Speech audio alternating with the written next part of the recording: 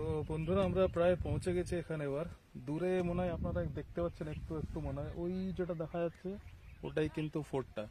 একটু জুম করে দেখাতে বলবো ক্যামেরাটাতে।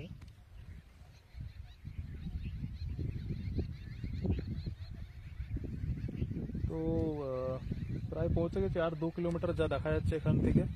আর চারপাশটা একবার দেখাবো, কি সুন্দর পরিবেশ দেখুন। চারিদিকে পাহাড়, এখানে কুয়ো টুয়ো করেছে এনারা বড় বড় করে, হয়তো ফার্মিং এর জন্য হয়তো কুয়ো করেছে জল স্টোর করার জন্য। চারিদিকে এখানে এনারা নিজেদের মতো করে কৃষি কাজ চালাচ্ছে।